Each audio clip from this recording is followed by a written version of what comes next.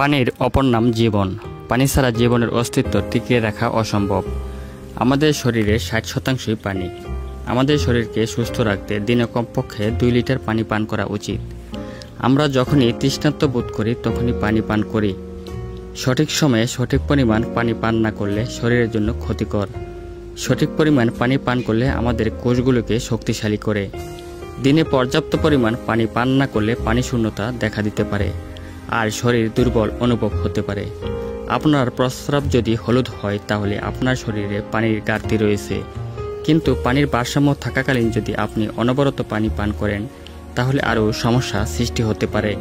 তো আজকের ভিডিওতে চলুন পানি কত পরিমাণ খাওয়া উচিত আর কোন সময় খাওয়া উচিত, পানি খেলে কী কী উপকার হয় জেনে নেওয়া যাক।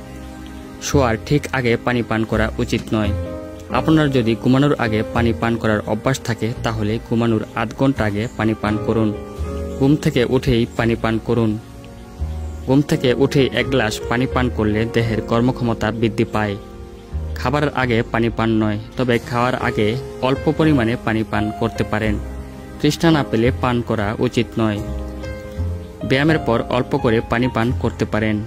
শরীর চর্চা করার সময় ঘামের সাথে অনেক পরিমাণ মিনারেল বেরিয়ে যায়, তাই এই ঘাটতি মেটাতে এনার্জি ড্রিঙ্কস খাওয়া উচিত, পানি নয়। সংক্রমণ থেকে বাঁচতে পানি পান জরুরি। আমাদের দিনে কমপক্ষে 2 লিটার পানি পান করা উচিত। যাদের কিডনিতে সমস্যা আছে তারা যদি বেশি কিংবা কম পরিমাণ পানি পান করেন তাহলে ক্ষতি হতে পারে। তাই সঠিক সময়ে সঠিক পরিমাণ মতো পানি খাওয়া উচিত আমাদের সকলের।